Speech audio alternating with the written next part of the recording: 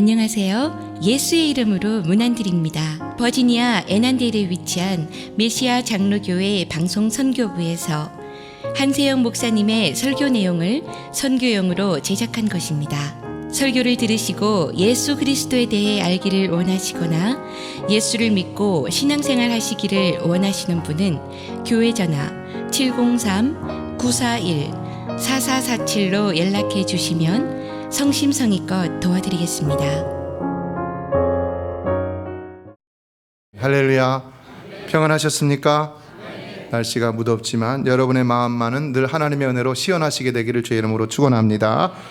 그러나 잠언 25장 13절은 충성된 사자는 그를 보낸 이에게 마치 추수하는 날에 얼음 냉수 같아서 능히 그 주인의 마음을 시원하게 하느니라 라고 말씀했습니다.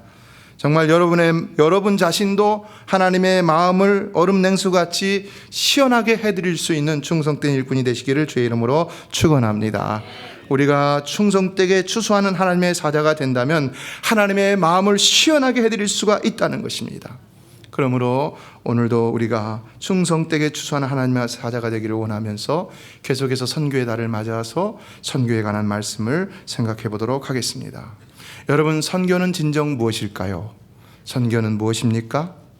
선교를 어떻게 우리가 정의할 수 있을까요? 국어사전을 보니까 종교를 선전하여 널리 켬이라고 되어 있습니다. 그러니까 이것을 우리 기독교인들에게 적용한다면 선교는 무엇이라는 것입니까? 선교는 그리스도의 복음을 널리 전하는 일이라는 것입니다.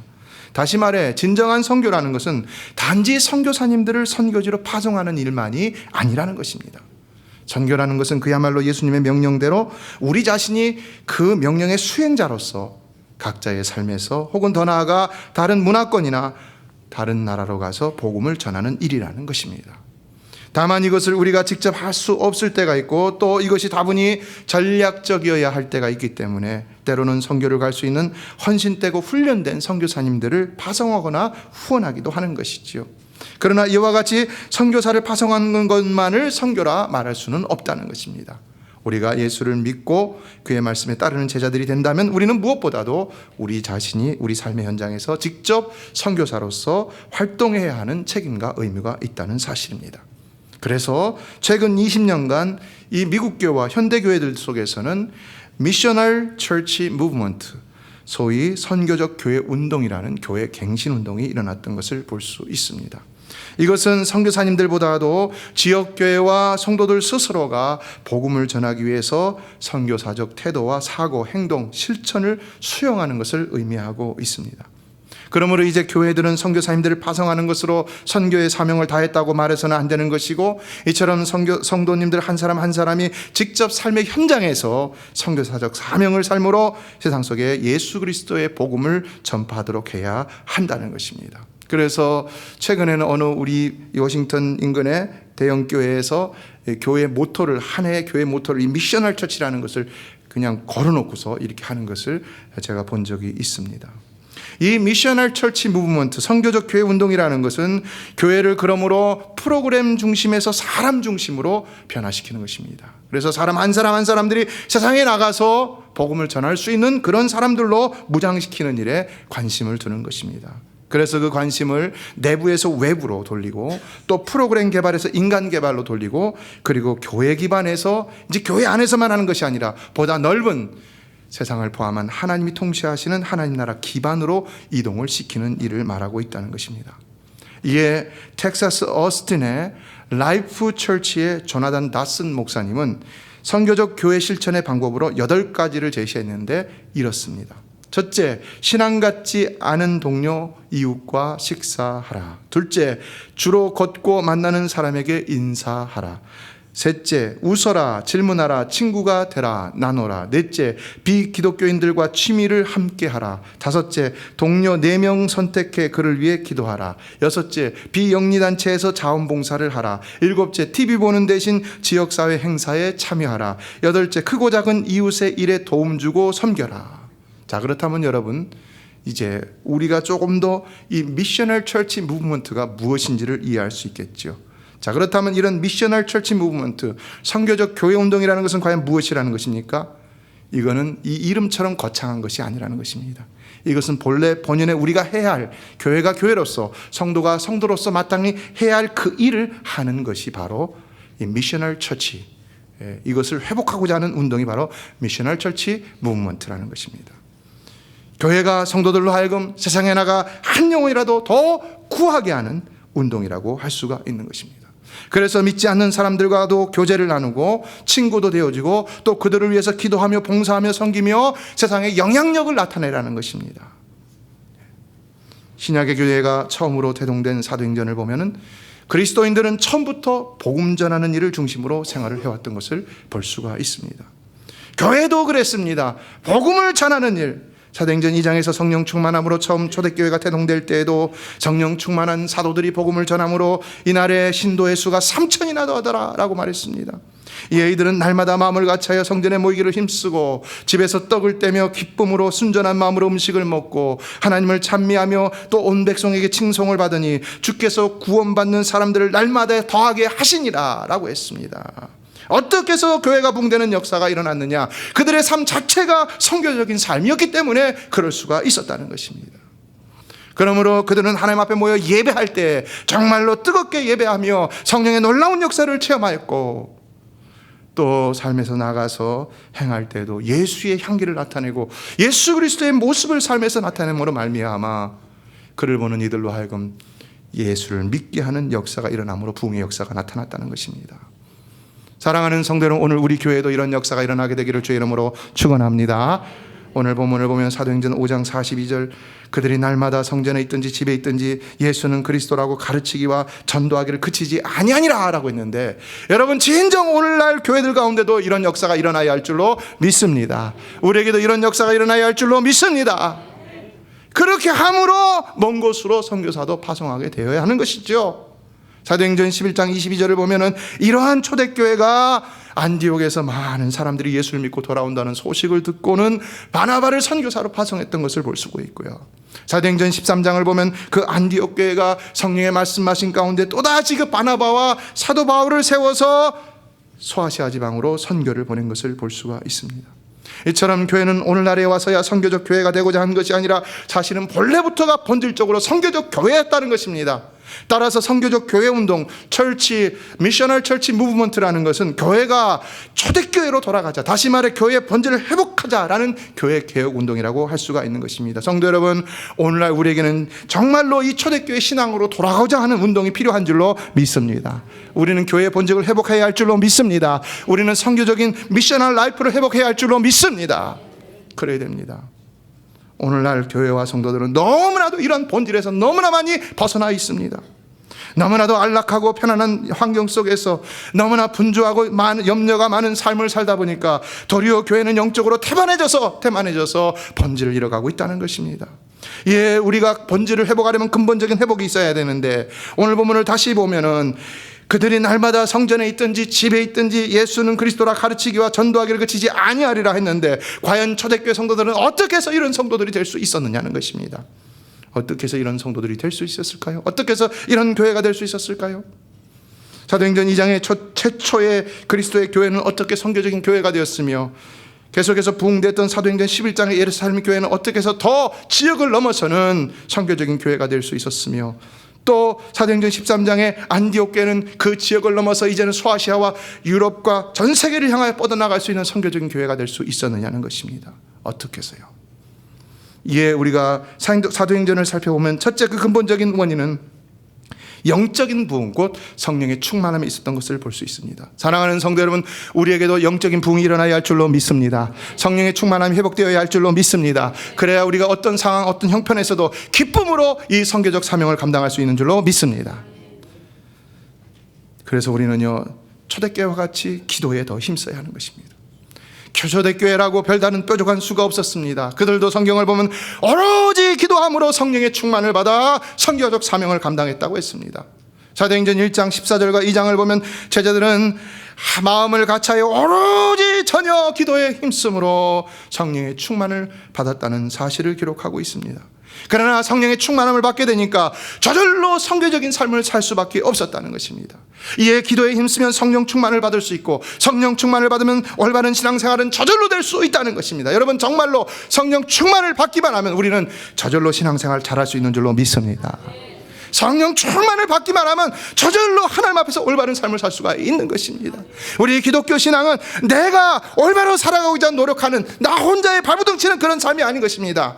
우리는 수도 종교라고 얘기하지 않습니다. 그래서 우리는 은혜 종교인 것입니다. 하나님이 은혜를 주셔야 우리가 제대로 살 수 있는 줄로 믿습니다.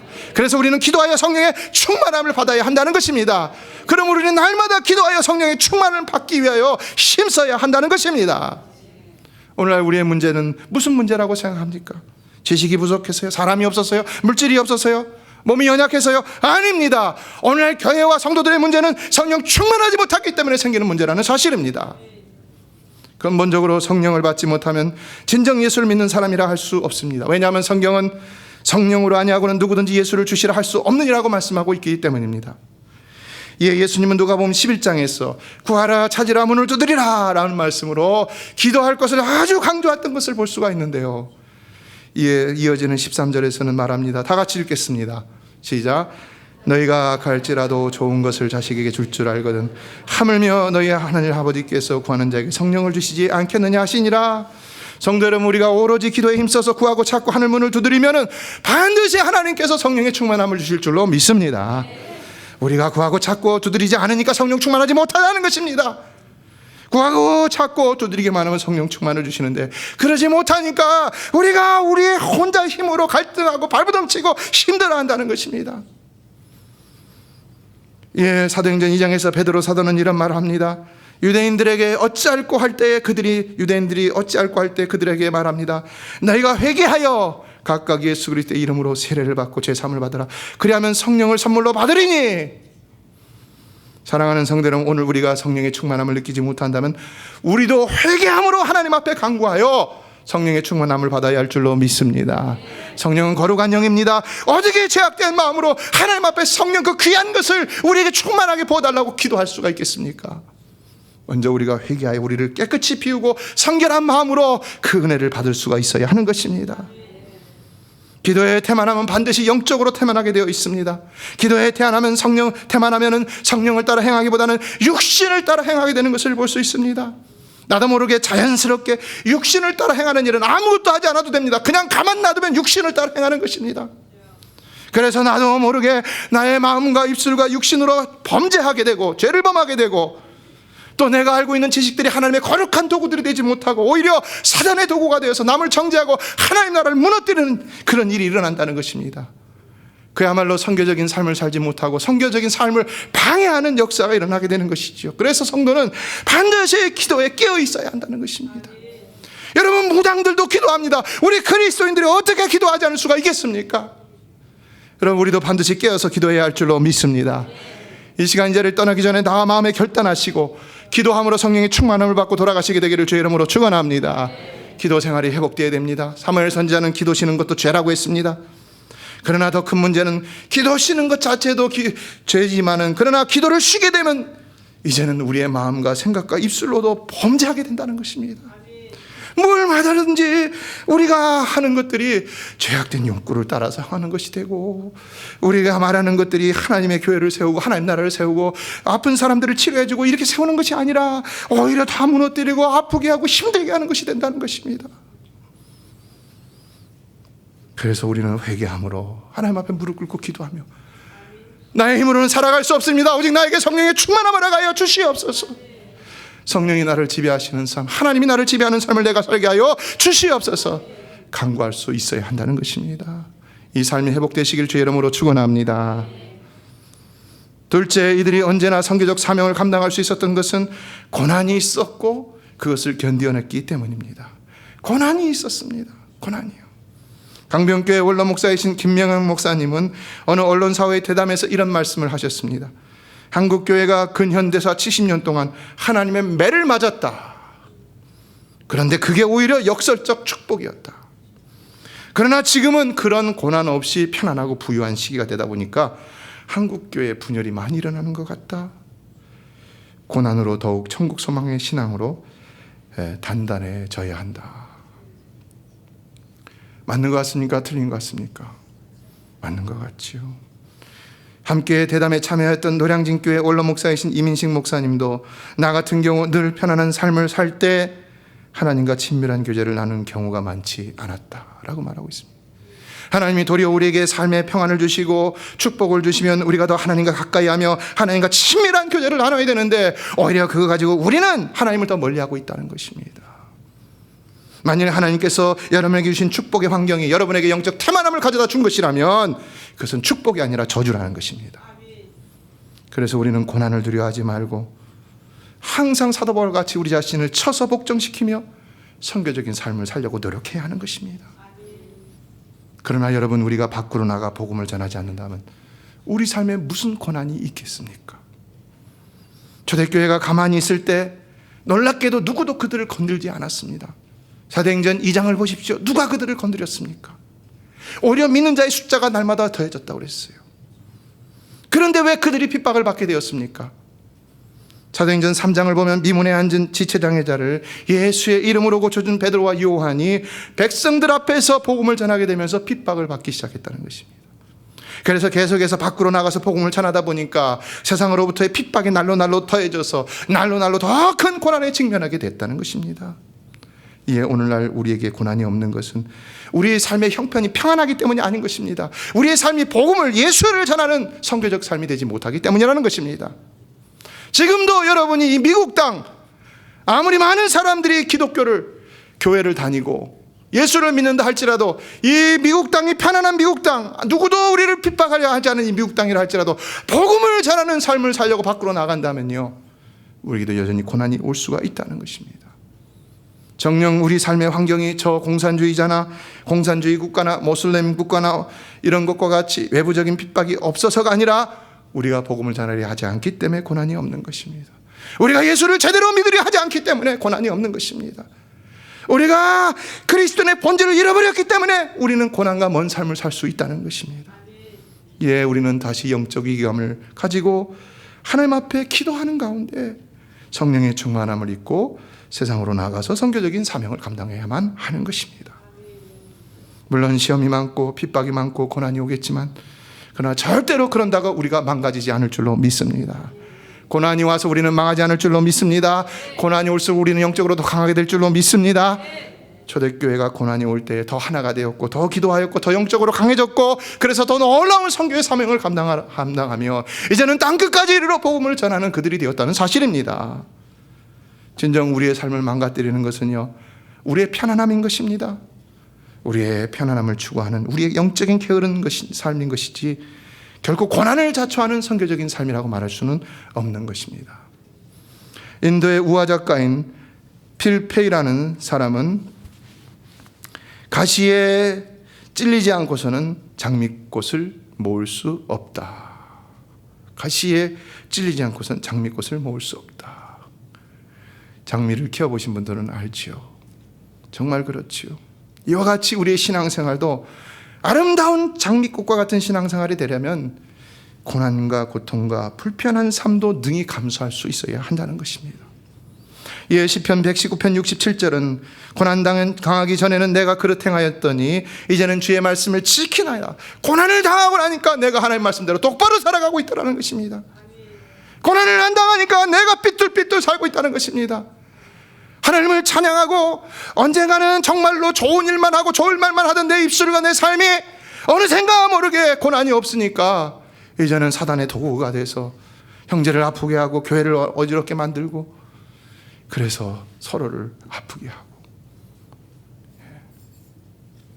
고난은요 도리로 우리로 하금 하나님의 법도대로 제대로 살게 해준 하나님의 은혜의 섭리라는 것을 우리는 깨달아야 하는 것입니다. 그래서 우리는 고난을 두려워하지 말고 이제는 나아가서 복음을 증거하는 이런 선교적 사명을 감당하는 삶을 살아야 한다는 것입니다. 믿습니까? 셋째, 초대교회가 언제나 선교적 사명을 감당할 수 있었던 이유는 표적과 기사와 기적과 같은 하나님의 손길이 많이 나타났기 때문이라고 할 수가 있습니다. 성도 여러분, 우리 교회도 하나님의 손길이 많이 나타나게 되기를 주의 이름으로 축원합니다. 12절을 보면 사도의 손을 통하여 민간의 표적과 기사가 많이 일어나매라고 했는데요. 이것은 1절로 11절에 나오는 아나니아와 삽비라 사건과 가장 먼저 연관이 된다고 할 수가 있습니다. 이 사건은 어떤 사건이었습니까? 이 아나니아와 삽비라는 두 부부가 헌금을 가지고 하나님 앞에서 거짓말했다가 죽었지요. 예, 성령을 속이고 땅값 판 것 얼마를 감추고는 얼마만을 하나님께 바쳤는데 성령께서 그것을 간과하지 않으시고 베드로를 통해서 지적하게 되니까 지적하는 즉시 그들이 죽어나갔다는 것입니다. 사랑하는 성도 여러분, 하나님은 살아계신 줄로 믿습니다. 지금도 우리 가운데 역사하시는 줄로 믿습니다. 우리의 예배 대상은 그 하나님이신 줄로 믿습니다. 우리가 헌물을 드리는 제상도 그 하나님이신 줄로 믿습니다. 그럼 우리는 하나님 속이는 자가 되어서는 아니 될 줄로 믿습니다. 그러나 초대교회는 이런 표적과 기사만 나타났던 것이 아니라 처음 초대교회가 태동할 때부터 기적과 이사가 나타났습니다. 병자가 나타나는 역사가 나타났습니다. 귀신이 쫓겨나는 역사가 나타났습니다. 아무리 핍박하더라도 죽지 않고 살아나는 역사가 일어났습니다. 아무리 옥에 가둬도 그들이 다시 하나님의 은혜로 말미암아 해방을 받아서 나와서 복음을 전하는 역사가 나타났습니다. 이처럼 초대교회 가운데는 늘 하나님의 손길이 함께 하시는 표적들이 나타났기 때문에 그들은 또한 선교적인 삶을 살지 않을 수가 없었다는 것입니다. 그래서 다시 본문 이 12절 하반절로 13절을 보면 다 같이 읽겠습니다. 시작. 믿는 사람이 다 마음을 같이하여 솔로몬 현각에 모이고 그 나머지는 감히 그들과 상종하는 사람이 없으나 백성이 칭송하더라. 이처럼 초대교회는 이적과 기사가 또 기적이 나타남으로 말미암아 교회와 성도들이 더욱 두려운 마음으로 선교적 사명을 잘 감당할 수 있었던 것입니다.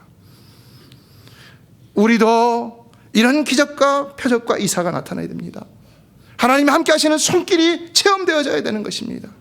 그러나 사랑하는 성도 여러분, 하나님은 이미도 우리 가운데 이런 기적과 표적을 보여주고 계시는 줄로 믿습니다. 이것을 볼 수 있는 눈이 있는 사람만이 선교적인 삶을 살 수가 있다는 것입니다. 여러분, 하나님은 기뻐하시는 일에 칭찬하시고 그러나 하나님 싫어하시는 일에 반드시 깨닫게 하시는 줄로 믿습니다. 좋은 말이 깨닫는 것이지요. 하나님 앞에서 하나님 싫어하시는 거 우리 깨닫게 하실 땐 우리에게 고난이 올 수도 있다는 것입니다. 고난이 올 수 있다. 그래서 우리는 분별해야 되는 것입니다. 무엇이 하나님 기뻐하시고 무엇이 하나님이 싫어하시는 일, 우리 삶에서 다 깨닫게 해주시는데 무시해서는 안 된다는 것입니다. 그것을 깨달음으로 교회가 교회로서, 성도가 성도로서 살아가야 되는 것. 그래야지 우리가 올바른 모습으로 살아갈 수 있고 살아남을 수가 있는 것입니다. 그렇다면 어떻게 해야지 이럴 수가 있다는 것인가? 어떻게 이럴 수 있다는 것입니까? 먼저는 말씀과 기도 생활에 충실함으로 영적인 분별력을 가져야 그럴 수가 있는 것입니다. 그래서 더욱 하나님 앞에 엎드려 기도하며 복음 전파의 현장으로 나가야 되는 것입니다. 그리고 고난도 받아야 이런 표적과 기사가 일어날 수가 있는 것입니다. 여러분, 하나님 앞에 구하지도 않고 전도의 현장으로 나가지도 않는데 가만히 평안한데 무슨 하나님의 기적과 표적을 기대할 수가 있겠습니까? 성도 여러분, 그러므로 우리에게는 근본적으로 다시금 영적 부흥이 일어나야 할 줄로 믿습니다. 우리 한 사람 한 사람에게 영적 부흥이 일어나야 할 줄로 믿습니다. 다시금 하나님 앞에 나와 무릎 꿇고 부르짖는 가운데 성령의 충만함을 체험해야 할 줄로 믿습니다. 그래야 선교적 사명을 감당할 수가 있는 것입니다. 여러분, 한 분 한 분이 다시금 기도의 자리로 돌아오시게 되기를 주의 이름으로 축복합니다. 축복합니다. 그래서 다시금 첫사랑이 회복되기를 주의 이름으로 축원합니다. 그래서 예수를 전하지 않고 견딜 수 없는 마음이 부릴 때 일어나게 되기를 주의 이름으로 축복합니다. 오늘날은 복음화율이 매우 높고 우리가 사는 미국 땅 한인 커뮤니티가 그렇죠. 한국 한인 교회들은 대부분이 수평적인 이동을 통해서 부흥이 된다고 할 수 있습니다. 그러나 그렇다고 우리가 교회를 부흥시키기 위해서 세상 비즈니스처럼 교회 마케팅을 할 수가 있는가? 저는 그건 절대로 해서는 안 된다고 생각합니다. 이게 우리가 만일 우리 주변에 나가서도 전도할 사람이 없다고 한다면 이제는 복음의 볼모지를 향해서 나가야 하는 것입니다. 선교사를 파송하거나 이미 파송된 선교사님들을 후원하거나 장애인 선교라든지 홈리스 선교라든지 얼마든지 특수 사역도 할 수가 있는 것이고, 또 우리가 사는 사회는 다민족 사회이기 때문에 예수 안 믿는 사람들이 한인 말고는 지천에 깔려 있다는 것입니다. 우리 주변 전체가 다 선교지라 해도 과언이 아닐 것입니다. 저희 교회도 이런 목적에서 스페인시 교회 2군데에 교회 건물을 빌려주기도 하는데요. 그러나 우리가 사는 삶의 현장만 보더라도 전도할 수 있는 대상들이 많이 있다는 것입니다. 그래서 우리는 한인들만 전도하는 게 아닙니다. 누구에게든지. 여러분, 예수님이 좋습니까? 예수님이 좋습니까? 예수님 사랑하십니까? 하나님 좋으십니까? 그러면 그 하나님 예수님을 전해야 할 줄로 믿습니다. 좋으니까 우리가 이 시간도 나왔잖아요. 이렇게 무더운 날씨에도 나왔잖아요. 좋으니까 매주일 나오는 거 아니에요. 좋으니까 헌금도 하고, 좋으니까 어쨌든 간에 그를 위해 살려고 하는 거 아니에요. 그러면 그 좋은 예수, 그 좋은 하나님을 증거할 수 있어야 한다는 것입니다. 이게 중요한 것은 우리의 마인드가 결론적으로 언제나 이 선교에 초점을 맞추고 있어야 한다는 사실입니다. 항상 우리는 이와 같은 삶의 방향을 가지고 늘 기도에 헌신합니다. 해야 됩니다. 그래서 기도의 우선순위 가운데도 항상 선교사님들 위하고 우리가 스스로가 복음적 선교적 삶을 살게 해달라고 하나님 앞에 기도하는 것입니다. 그래서 기도할 뿐만 아니라 또 우리 형편에 따라서 물질도 쪼개갖고 10불이든 20불이든지 어떻게든지 간에 이런 것들 하나님 앞에 선교비로 바치고, 그래서 선교사님들을 후원하고, 이런 일들이 있어야 됩니다. 반드시 있어야 되는 것입니다. 꼭 그렇게 되기를 주의 이름으로 축복합니다. 그 삶이 회복되기를 주의 이름으로 축복합니다. 하나님 기뻐하실 줄로 믿습니다. 우리가 기도하면요, 어마어마한 능력이 선교지에서 일어나는 것입니다. 우리 한 사람 한 사람이 기도하는 것이 아무것도 아닌 것 같지만, 또 우리 지금 구역별 릴레이 금식 기도를 하고 있죠. 근데 구역별 릴레이 금식 기도 하는 것이 아무것도 아닌 것 같지만요, 그것이 모여지면 얼마나 큰 힘이 되겠습니까, 여러분? 우리는 기도로 하나님의 마음을 감동시킬 수 있는 줄로 믿습니다. 그럼 우리가 공동의 기도 제목이 나왔을 때는 다 함께 마음을 아파해서 하나님 앞에 기도해야 되는 것입니다. 기도하지 못하게 하는 것이 사단의 역사인 것입니다. 그리고 우리가 복음을 전할 때는요, 하늘의 천군 천사가 기뻐하는 것입니다. 한 영혼이 회개하고 들어오면 한국에서 잔치가 벌어진다고 하지 않았습니까, 여러분? 예, 우리 주님은 마태복음 6장 33절에서 그런즉 너희는 먼저 그의 나라와 그의 의를 구하라, 그리하면 이 모든 것을 너에게 더하시리라 라고 말씀했습니다.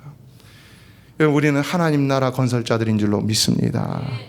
하나님 나라 건설자들입니다. 하나님으로 인하여, 예수로 인하여서 이 땅에 정말 참된 평안과 기쁨과 행복을 가져다주는 하나님 나라 건설자들인 것입니다. 예, 우리가 이 일의 가치를 느끼고 이 삶에 헌신할 수 있다면, 먼저 우선순위를 들고 헌신하면, 살아갈 수 있다면 나머지 모든 삶을 하는 책임 주신다고 확실히 축복하며 우리에게 말씀하고 있다는 것입니다. 기도하면 다 들으신다고 그렇게 하는 게 아닙니다. 예수님께서 이 말씀은요, 마태복음 6장에서 기도 가운데, 기도에 관한 교훈 가운데 주신 말씀인 것입니다. 유대인들을 보니까 예루살렘에서 나와서 기도하는데 그 기도하는 모습들이 다 비나이다 비나이다 뭐 달라 이런 거예요. 그건 절간에 가서도 할 수 있고, 무당에 가서도 할 수 있고, 정한수 하나 떠놓고도 할 수 있는데, 예수님 그게 아니라는 겁니다. 먼저 그의 나라와 그의 의를 구하라, 그리하면 모든 것을 너에게 더하시리라. 여러분, 우리는 하나님을 기쁘시게 해야 하나님의 축복을 받을 수 있는 줄로 믿습니다. 말씀을 맺습니다. 이제 우리는 다음 달 8월 5일부터 10일까지 유카탄 단기 선교를 떠납니다. 이번에는 17분의 팀원들이 함께 떠납니다. 우리 교회에 아닌 분들도 계시고, 그분들은 한의사이거나 카이로프랙터거나 아니면 보조하시는 분들이고, 이런 분들 다 해갖고 전문인들과 함께 이제 떠납니다. 그러나 그 선교 팀원들만 보내지 마시고, 우리가 가는 선교사든 보내는 선교사든 다 같이 한마음 한뜻이 되어서 이 영적 전쟁에서 승리하게 되기를 주의 이름으로 축원합니다. 우리 함께 싸우는 것입니다. 전쟁은 항상 함께 싸우는 것입니다. 혼자 떨어뜨려 놓으면요, 얼마나 힘든지 몰라요. 그러나 여러분이 기도해 주시면요, 그 선교지에서 막 느껴진다니까요. 하나님의 영적인 능력이 우리 삶에 임하게 되기를 주의 이름으로 축복합니다. 이것이 있다는 것을 믿으십니까? 있는 삶과 없는 삶은 틀린 것입니다. 예. 하나님은 살아계시기 때문인 것입니다. 그래서 늘 기도 가운데 우리의 마음이 선교적 삶을 늘 지향하며, 언제나 이것을 위해서 한마음 한뜻으로 기도하고 헌신하여서 우리 교회가 미셔널 처치가 되고, 우리 여러분 한 사람들이 진정 가스 킹덤 빌더로서 하나님 나라 건설자들로서 정말 하나님이 어느 때보다라도 우리를 칭찬하실 수만 있는, 그래서 하나님의 은혜가 늘 우리를 떠나지 않는, 잠자는 교회가 아니라 늘 깨어있고 세상에 영향력을 줄 수 있는 그런 참된 교회가 되기를 주의 이름으로 축원합니다. 메시아 장로교회는 애난데일 236 리틀리버 턴파이크 선상에 있으며 주소는 4313 마크햄 스트리트, 애난데일, 버지니아 22003입니다. 성경은 주 예수를 믿어라, 그리하면 너와 내 집이 구원을 얻으리라 하셨습니다. 이 CD를 들으시는 분께서 예수를 믿지 않으셨다면 꼭 예수를 믿고 죄악된 세상에서 구원을 받을 수 있도록 기도하겠습니다.